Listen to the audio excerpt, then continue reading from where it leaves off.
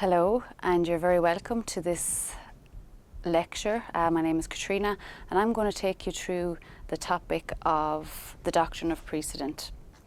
So, the purpose of this lecture, it's a short, brief introduction to help you understand or to explain the principles around the doctrine of precedent. So we'll be looking at terms such as, and I will explain them later, the doctrine of praecis, stare decisis, ratio decidendi and obiter dicta. So what do they mean, and how do they operate and function within the hierarchy of the courts?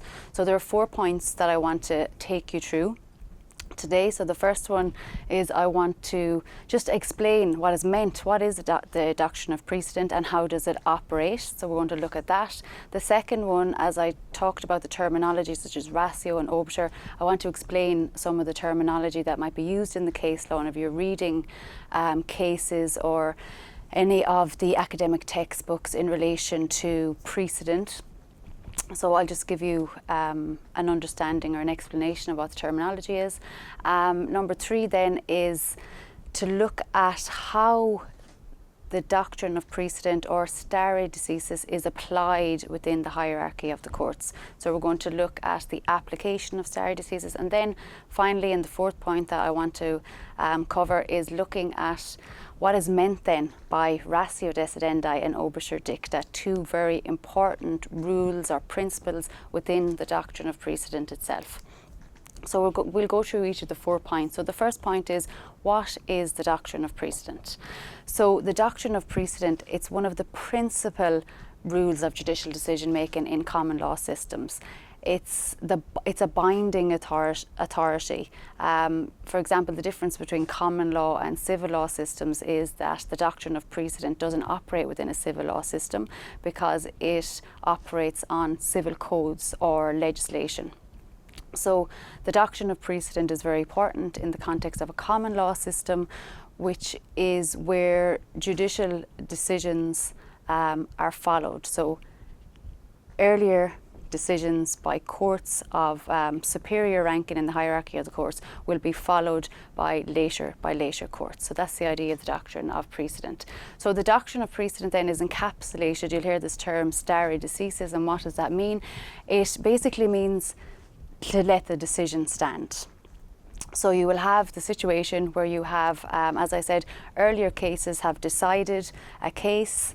The decision will be of binding authority, so it'll be the precedent, known as the precedent, earlier cases, and then the precedent will be applied or followed in later cases where the particular rule in judicial decision making is to let the decision stand. So where similar cases will be treated similarly within the hierarchy of the courts.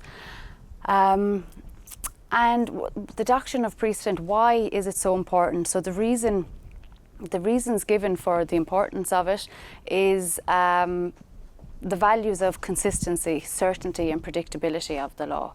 So those are some of the reasons or the merits of the application of the doctrine of precedent. So consistency, so if you have a system where precedent is followed, where later courts follow earlier courts, you will have consistent application of the law, and this is seen as being important in a system, in a common law system. So we'll talk a little bit about that later when we look at examples of the Supreme Court and the application of the doctrine of precedent, whether it's strictly applied or whether there's a flexible approach. So we'll look at the values of consistency or certainty versus flexibility or uncertainty perhaps. So that's what the doctrine of precedent means. So it's a principal rule in judicial decision making. How then does it operate? So in order for the doctrine of precedent to operate, there are 3 important requirements for it to operate within the common law system. So I have them highlighted here. So we have the hierarchy of the courts, number 1. The second one is that judgments are accessible, so that you can read a judgment. So judgments are accessible. And the third requirement for precedent to operate successfully within the common law system is that the legal community accepts the binding force of law of precedent. So the hierarchy of the courts, what does this mean? So it basically means that lower courts within the hierarchy must follow earlier decisions of the superior courts. So the district court following the circuit court decision, circuit court following high court following court of appeal and Supreme Court, and so on within the hierarchy. So recordings of decisions in a reasonably accurate and accessible manner. So for example, here in Ireland we have the Irish Reports and the Irish Law Reports Monthly, which are examples of publications of judicial decisions, so judgments. So you'll find the Irish Reports or the Irish Law Reports Monthly in a physical copy in the library, for example. But you can also find an electronic version of it. So with the electronic versions, it has made it more accessible to be able to see and read up-to-date judgments more quickly, because we have the electronic system. So for example, you can find copies of judgments in the Irish Courts on databases such as Westlaw, Justice or Lexis, and you will also find judgments of the superior courts on the Court Service website, for example. So judgments have to be accessible, people have to be able to read them, and the legal profession have to be able to, particularly within the court, so that they can follow the earlier decisions. If it's a similar case, it'll be treated similarly by a later court. And the binding force of precedent, so the acceptance of it. So you'll see within the judicial hierarchy, it is important that the lower courts accept the binding force of superior court decisions. So I referred to this a little bit earlier, so the strict or flexible approach, okay? So this also relates to the operation. So 3 requirements are necessary for the operation, we just looked at that, but also a question that is, you'll find in the literature that's been debated, is whether a strict approach to the application of stare decisis should be applied or the flexible approach. And of course, there is merits and demerits with the strict approach and with the flexible approach. So what are the merits of a strict approach or the strict application of stare decisis? And I've talked about them a little earlier. The merits would be consistency, certainty and predictability of the law. So it is important that when judges are dealing with similar cases and similar legal issues, that they are applying rules, the rules that have been developed in an earlier case, that they're being applied in a later case where there's similar facts and similar legal issues. It creates certainty and consistency in the law, and predictability, for example, where the legal profession can be reasonably sure when they are given legal advice to their clients. So problems with the strict approach then, it has been identified in the literature, and indeed the courts themselves have identified the problems with the strict approach. It can lead to fossilisation of the law, it can inhibit legal development, for example, and at times it can create an injustice maybe in individual cases. And we will look at some of the Supreme Court cases that highlight some of these merits and demerits of the strict approach. And then the merits of the flexible approach. Of course, it allows the law to adapt and develop as changes in society and changes in the law must adapt and develop. So the flexible approach allows for that. It allows for the courts to create possibly a change in an area in order to do justice in a particular case, and the McNamara versus the ESB case will highlight that a little later when I talk about horizontal application in the Supreme Court. Problems with a flexible approach then, of course, if you're applying a flexible approach all the time, then it's going to create a system of potential chaos with uncertainty and inconsistency in the application of law. And it allows for the legitimate, or it doesn't allow for the legitimate expectations of the legal profession and their clients in relation to a potential outcome in litigation. So that's the strict or flexible approach, and we're going to look at how it operates or how it's applied when we talk about application, vertical and horizontal application in a little while. So the second point that I wanted to look at was just to explain, highlight some of the terms that are used in this area of law. So you have binding authority and you have persuasive authority. And if we look at binding authority and we look at the hierarchy of the court system, the binding authority would say that a court, a lower court, must follow prior decisions of earlier superior courts. Also, so this lower courts following superior courts is an example of vertical application of stare decisis. And then you also have the situation where a court will generally be expected to follow courts of equal jurisdiction or courts of coordinate with jurisdiction. So for example, the High Court following its earlier decisions, or the Supreme Court following its earlier decisions. And we'll look at that again in a little bit. And then persuasive authority, you'll often find in cases, if you read the case law, where judges may refer in their reasoning or the judicial decision making to cases in other common law jurisdictions, or they may look at cases in lower courts and find them of influential value. So they might have persuasive authority, but they're not binding authority. So they're not of binding authority, and so that's the difference between binding and persuasive. And binding and persuasive is important in the context of these two principles also. So the ratio decidendi and obiter dicta, which I will talk again about later after we talk about vertical and horizontal application of the doctrine of precedent. But just for now, the ratio decidendi is binding precedent. The ratio decidendi is the reason for the decision. Okay? And then obiter dicta are statements of law contained in a judgment, which you will find many of them, which aren't directly relevant to the decision, to the ratio of the case, but are obiter dicta and are seen to be of only persuasive value. So later courts do not have to follow the obiter dicta, it is only of persuasive value. And we'll look again at that later. So two other terms that you may see. I think I've skipped one, apologise, I'll have to go back. Yes. So we were talking about the ratio and the obiter. You have the ratio, which is the binding element, obiter, which is the persuasive element.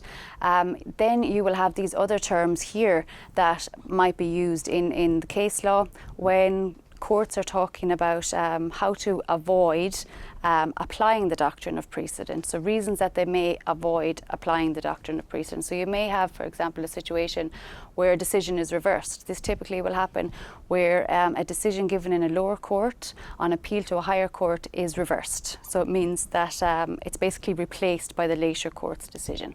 Overrule, you'll find this, which is often rare, where higher courts decide that the lower courts have decided or made a wrong decision, that the decision is incorrect. And then to overrule it will mean that it will not be followed, so it's not a binding authority any longer. Distinguishing cases is another way that courts use to possibly circumvent the doctrine of precedent or the application of stare decisis. And this is based on courts distinguishing earlier cases by saying that the facts are not similar or the legal issues are not similar, and therefore they're not bound by that earlier decision, and then they will distinguish the present case from the earlier case. So two other terms that are often used and you'll see in cases, and these are the reasons that a court may give for avoiding either reversing or perhaps overruling an earlier decision or precedent, is because it was decided per incurium, which basically means that it was decided without taking into consideration a relevant statutory provision or some other binding authority, so that no precedent was actually established because it did not consider a statutory provision perhaps that was relevant. So it is no longer of binding authority and it may be overruled. And sub silentio is where it appears to a court that a point has not been fully argued or fully decided by an earlier case, and therefore it does not apply and it doesn't have binding force. So the third point that I wanted to talk about, or just explain, give you a little bit of insight into, is the application of stare decisis. So the principal rule again here is that inferior courts must follow the decisions of superior courts, and there are two dimensions to this application of stare decisis. So there's the vertical application and horizontal application. Vertical application means that lower courts must follow the decisions of superior courts. So the High Court, for example, must follow the Supreme Court. And then you have horizontal application. And this is where the court is generally bound to apply earlier decisions of courts of coordinate jurisdiction. Okay, so this is again where the High Court must follow its earlier decisions, so earlier decisions of other High Court decisions. And we will talk as well about the Supreme Court and whether the Supreme Court will follow its earlier decision, so this horizontal application. So I want to look at what vertical application and also then the horizontal application. So there are two things really that I want to note in the context of explaining vertical application. So as I said, vertical application means lower courts must follow previous decisions of the superior courts, or the superior courts in the judicial hierarchy, whatever it may be. If it's a district court, it's a circuit court, and High Court, Supreme Court, and so on. So one thing to note in the context of this vertical application is that the strict approach, so I talked about the strict approach or the flexible approach, and which may be applied in the context of vertical or horizontal application. So when you're looking at vertical application, the strict approach is generally favoured and generally applied. Okay, so I have two case examples here, the State Harkin versus O'Malley and also OB versus Patwell, where the Supreme Court have noted and have called the lower courts to order by clearly stating that the High Court in these cases was bound to follow earlier decisions of the Court of Criminal Appeal in one context. They were bound to follow earlier decisions of superior courts, even though they believed that the earlier decision was incorrectly decided and that it was likely that the Supreme Court would overrule it. And indeed, the Supreme Court in these cases did overrule the earlier decision. But the important aspect of it here is that in vertical application, lower courts are bound to follow earlier superior courts, even if they believe them to be incorrectly decided. And that's justified on the basis that if it is incorrectly decided, there's always a right of appeal where the Supreme Court, as the court of final appeal, can resolve the issue and finalise the issue at that higher authoritative level. So the second thing that I wanted to note in relation to vertical application is in relation to, yes, it's strictly applied, the doctrine of precedent in vertical application, but also as this case, 2014 case, has noted, Obiter Dictum, so statements of law that are only of persuasive value from the earlier decision, does not have to be followed. So in vertical application, lower courts do not have to follow the Obiter Dictum of the Supreme Court, for example. So I have a quotation here that basically just says, yes, it is true that lower courts in our system and many others are bound by the decisions of higher courts, but it is, however, the actual decision or the ratio decidendi that they're referring to here of the higher court itself that the lower courts are bound by, and not a decision that may be a view or an opinion of one judge. For example, if it was a five-judge Supreme Court and 5 judgments were given, they do not have to follow the Obiter Dictum of the judges, and particularly judges that may be dissenting or in the minority. It is the decision, the binding element of the majority that would have to be followed, the ratio decidendi.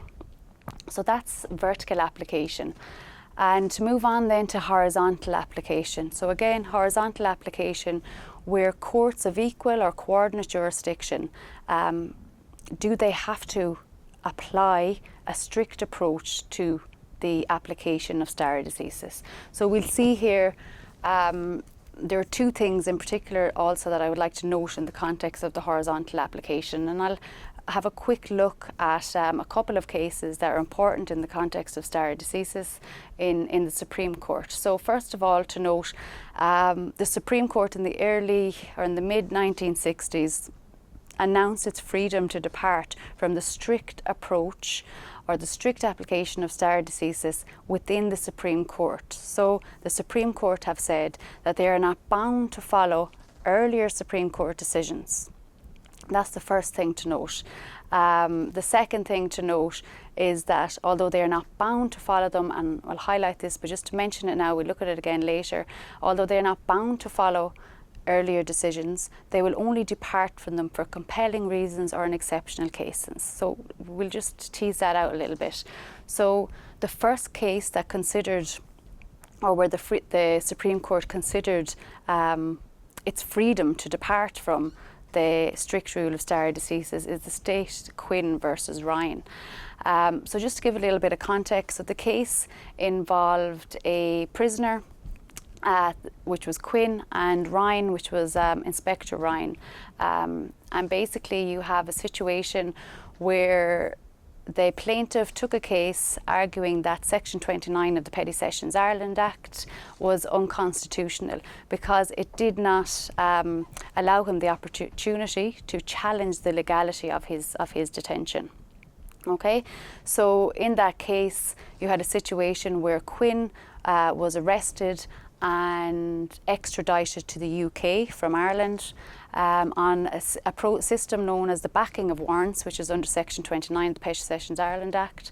And this was done without him having the opportunity to access the High Court here under Article 40.4 of the Constitution and challenge the constitutionality of his detention. So in that case he argued that Section 29 was a violation of his right and therefore unconstitutional, but you have the defendant, which was Inspector Ryan, arguing that the execution of the warrant was lawful and that, further to that, the Supreme Court was bound by the precedent of earlier Supreme Courts. So it was about precedent, they looked at precedent, and the Supreme Court had to decide whether it was bound by these earlier Supreme Court decisions.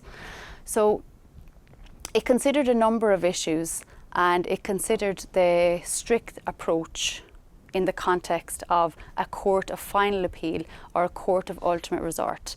And in this case, Quinn versus Ryan, it decided that it was free to depart or to adopt this flexible approach that I talked about earlier from its own previous decisions. And when it was developing its reasoning in relation to this, and it was considering precedent and reasons why it should depart, it looked at a number of issues that I've just highlighted here, and I'll just speak to them briefly.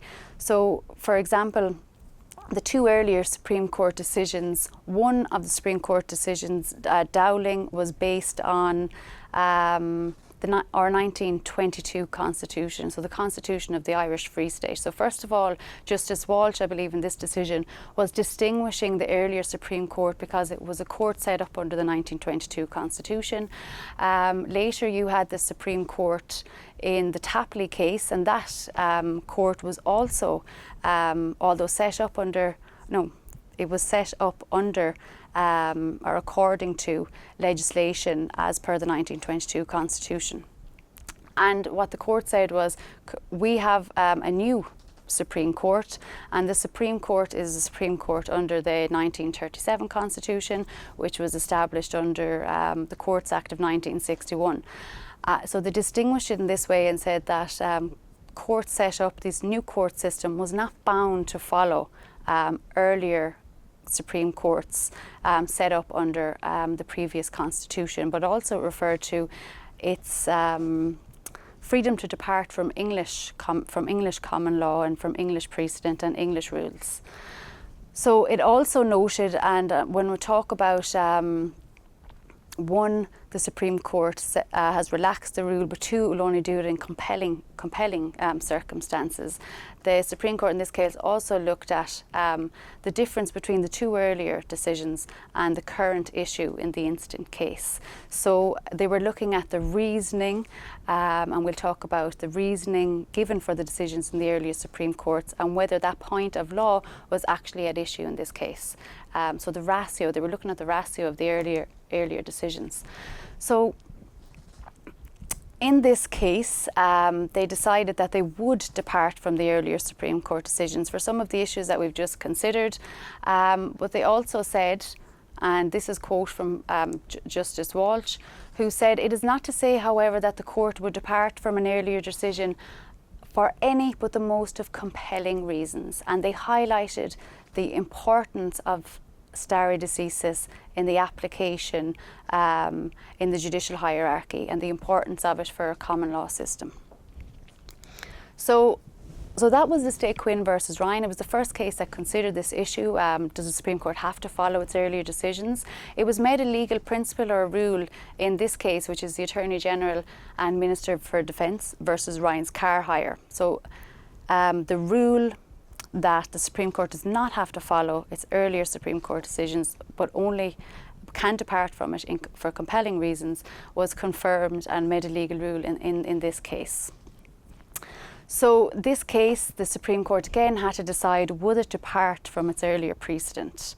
And in this case, the issue was precedent. That was one of the issues that in the case, but also it was in relation to negligence, a claim for damages made by the plaintiffs, and the issue of liability to third parties. So you had the Minister for Defence claiming that Ryan's car hire, the defendant, were liable to pay them compensation for the loss of service, because in this case it was a soldier who was injured by Ryan's car hire.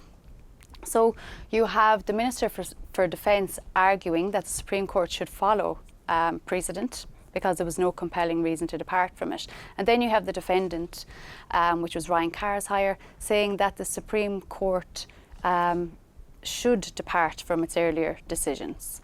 So the court noted, just what I wanted to highlight here in this case is, so the court noted and affirmed the rule or the policy now within the Supreme Court that Supreme Court is not bound to follow its earlier decisions, but will only depart from it in compelling reasons. So if they accept that they're not bound to follow precedent, the next question that the court has to ask itself is, what was the earlier decision wrongly decided? Or are they bound to follow the precedent?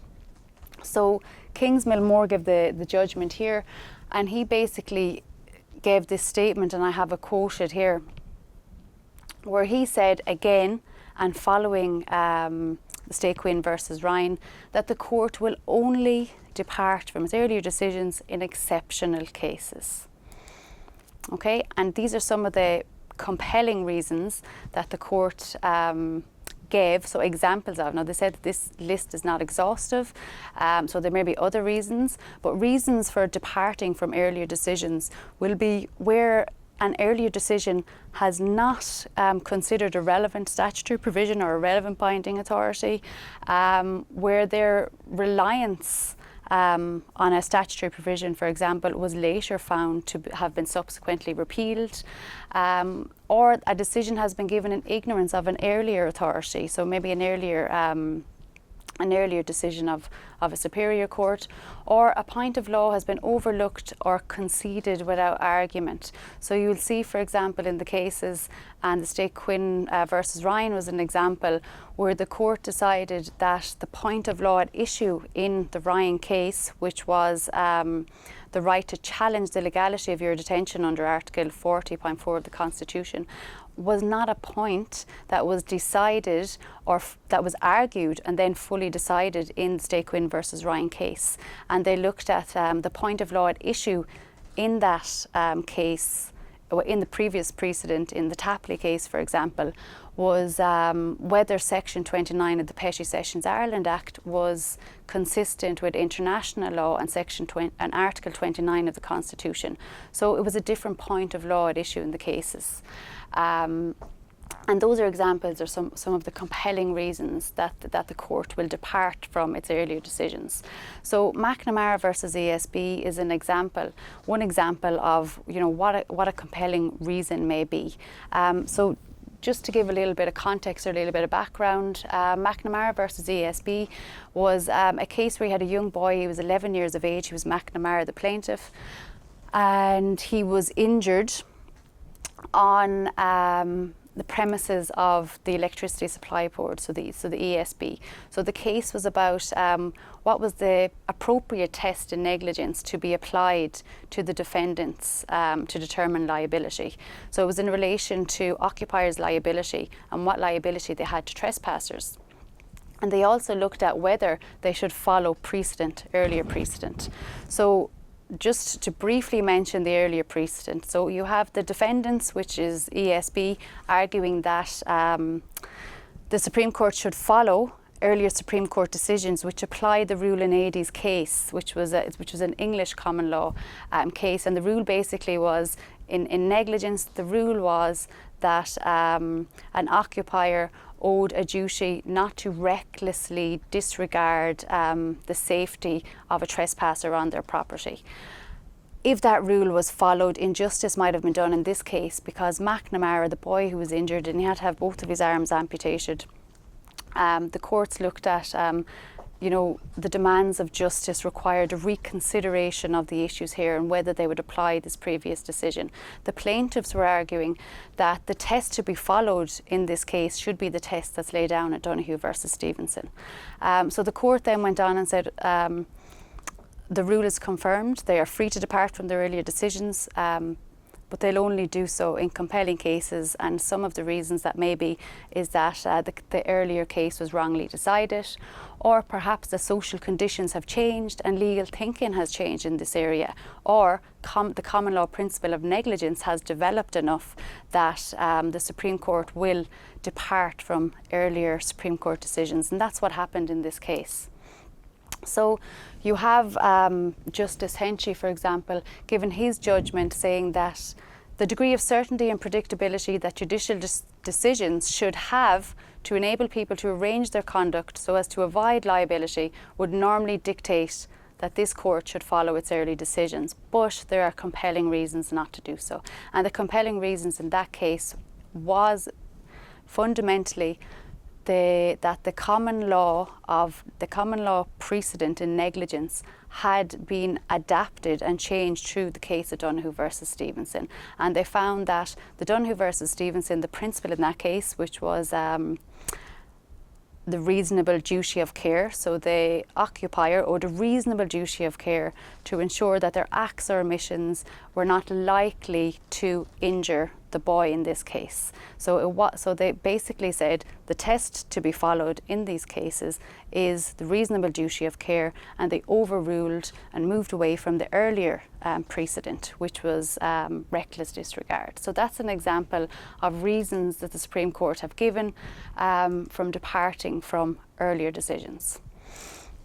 So then just to look at, so we've had examples of decisions where the Supreme Court has departed from its earlier decisions. And then we look at Mogul of Ireland Limited versus Tipperary County Council, and we'll see the Supreme Court here saying that it is important to acknowledge the principle of stare decisis, and that the general and universal rule, even within the Supreme Court following early decisions, is that they should adhere to the application of stare decisis within the Supreme Court itself. So you have Justice Henchy here, and I have the quote here for you that you can take a look at. But basically, he looks here at this case, and the case was about, you have Mogul of Ireland, which was a mining company, and the mining company had suffered loss due to armed men in masks coming in and blowing up their premises, their mining premises.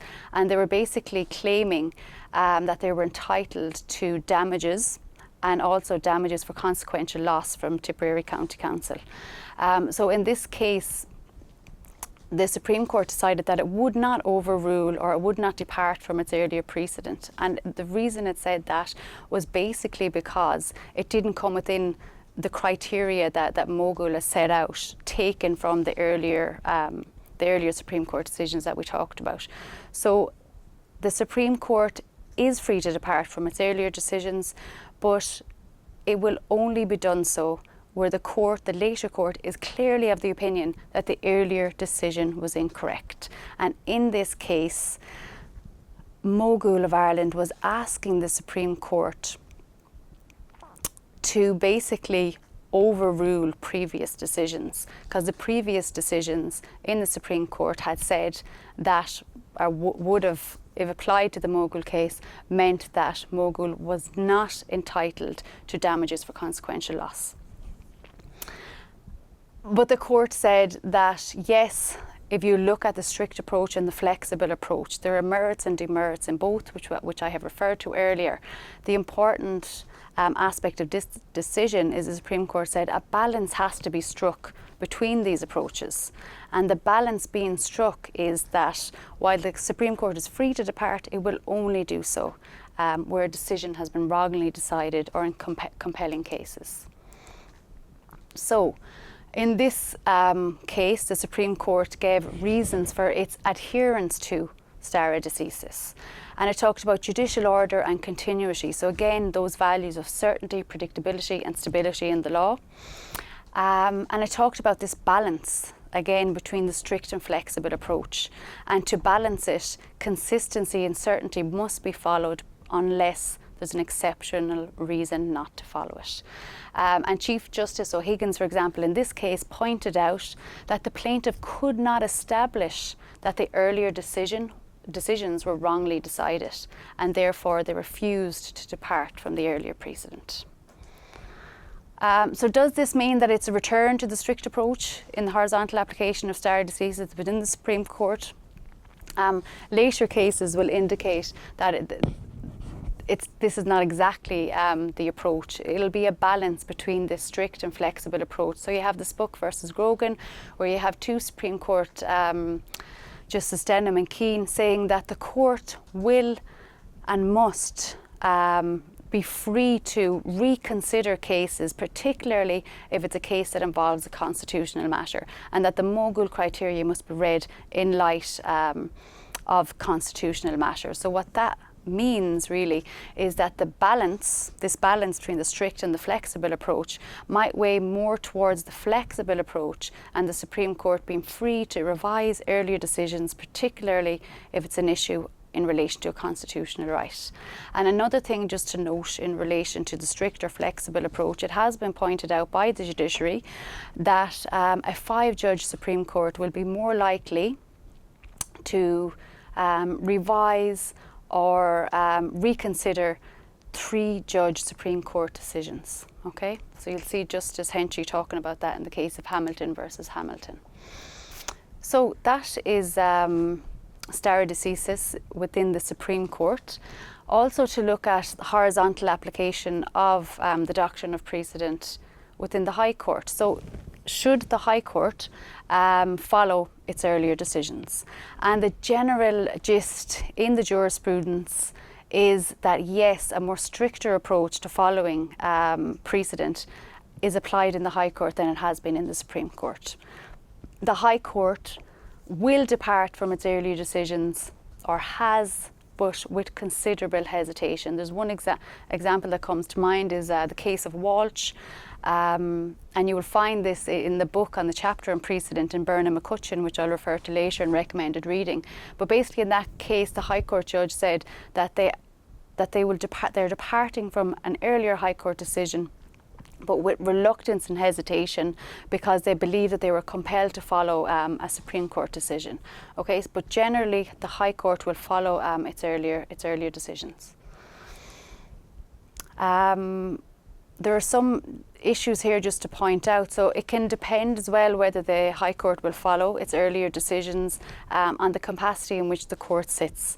So it has been referred to in Byrne and McCutcheon, for example, that if a High Court sits as a divisional court, so a court of maybe 2 or 3 judges, which can be rare, that it is likely that a High Court consisting of 2 or 3 judges will bind a single judge sitting in the High Court, for example.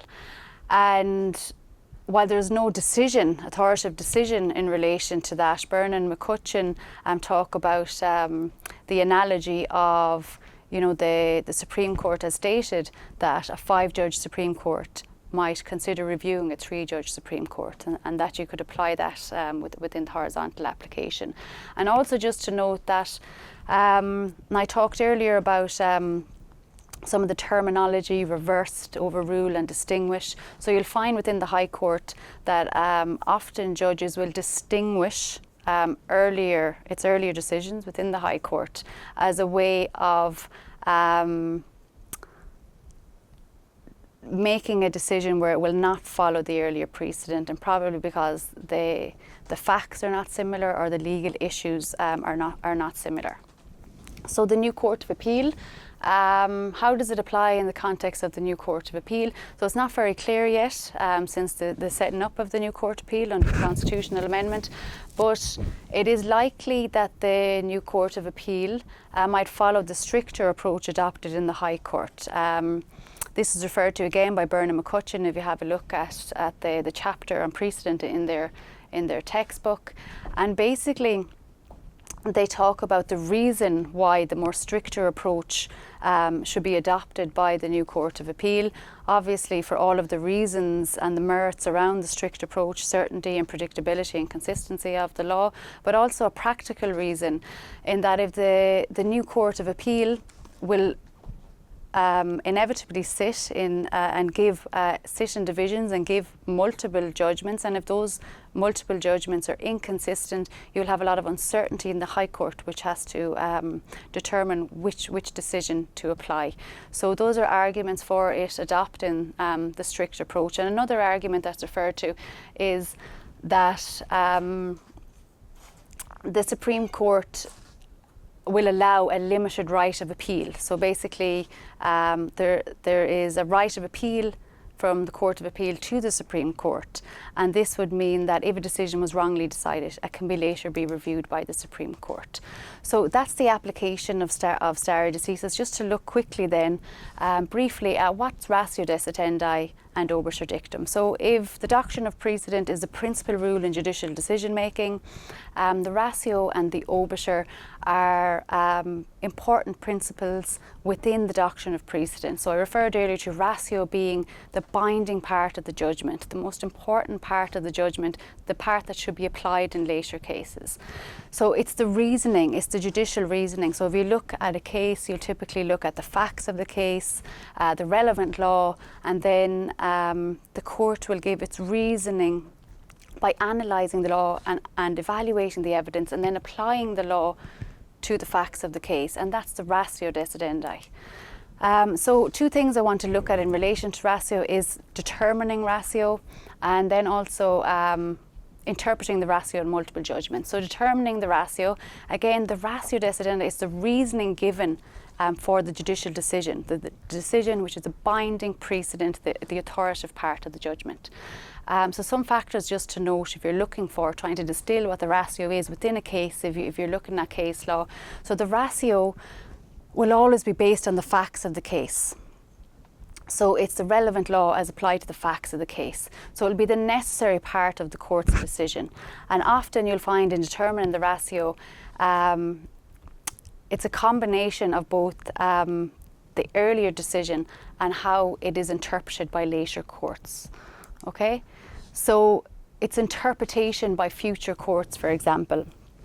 And just to give an example, so in this case, Gillen versus Commissioner of Regard the Síochána, they talk about the ratio and the interpretation by the ratio and how important it is that the ratio is not just to be seen as within the scope of one particular case, it's the earlier case and how it's interpreted and applied in the later case. So it's the evolution of the ratio decidendi. So the ratio of any case and its binding effect is determined not by what the court itself decides or indeed any independent analysis of the decision, but rather the manner in which subsequent courts treat the decision. So it is accordingly necessary to consider the subsequent case law. And just to give you a quick example of the state Quinn versus Ryan that I referred to earlier, so that case had to decide whether it was going to follow earlier precedent or not. It decided not to follow it, but it looked at the ratio of the earlier case, and the example I'm giving here is the Tapley case. So it looked at what was the ratio in the Tapley case and does it apply in the context of the state Quinn versus Ryan. So the Tapley case, again, it was about the constitutionality of Section 29 of the Petty Sessions Ireland Act, but the point of issue in that case was its compatibility with international law and Article 29 of the Constitution. The point at issue in State Quinn versus Ryan was Article 40.4 of the Constitution, and challenging the legality of detention. So there were about two different points of law, and therefore the ratio was not decided, or basically it was not binding. I apologise. The ratio in the Tapley case was not binding on the Ryan case because it was not the same point of law that was at issue. So finally, in relation to the ratio decidendi, I just wanted to look at trying to distill a ratio in cases where, for example, you have a 5-judge Supreme Court and you have 5 separate judgments. So just some issues here, and there are suggested solutions at how to determine and distill the ratio in the chapter on precedent within Byrne McCutcheon, again, that I will reference later in the recommended reading. So, for example, if you have a majority judgment, so 3 of the 5 judges agree and concur, and give the majority judgment, the ratio or the reasoning given in those 3 judgments will form the ratio of the case. But if you have a 5-judge Supreme Court, each judge gives a separate judgment, and they all agree on the outcome, but there are different reasons for it. It might be more difficult, and in those contexts you have to read each judgment and then look at what is the common thread, what is the ratio or the reasoning for the judicial decision that has been given in the majority of those cases, and then that will form the ratio. So Obiter Dictum then, so and I referred to this again earlier, but basically Obiter Dicta, it's of persuasive authority, and it'll be the propositions or the statements in the case. They're not directly relevant to the rule of law that is issue or the facts that is at issue, but the courts have used it to help them in their reasoning and their analysis in the case, but they're not of direct relevance, and therefore they're only of persuasive authority. They do not bind further courts, but because they are of persuasive value, it is not. It is. And it can happen that the Obiter Dicta from an earlier case is later taken through the development of the common law and later applied as a ratio in a later case. So just to be aware of that. And again, if you want to look more in depth into this area and do a bit of research in this area, there are a number of recommended readings that I will refer to shortly. So in summary, so this is what we've looked at, four main issues that I wanted to look at. What is the doctrine of precedent and how does it operate? And there are 3 important requirements for it to operate: the hierarchy of the courts, access to the judgments, and the acceptance of its binding force. What is the difference between vertical and horizontal application? So vertical meaning lower courts follow superior courts, and horizontal meaning the Supreme Court following earlier Supreme Court decisions, for example. We looked at the strict and flexible approach and how the Supreme Court either follows a strict or flexible approach. And then we looked at the difference between the ratio of the case and statements that are Obiter Dicta. So again, I'm going to refer now to the recommended reading. So if you are interested in this, please do have a look at some of these textbooks here. So Byrne McCutcheon or Tanya Ní Murtal, The Fundamentals of Irish Legal System, and also there's an Introduction to Law handbook that will be made available to students on the School of Law's website. So perhaps have a look at that, and that's it for the lecture on the Doctrine of Precedent. So thank you very much for listening.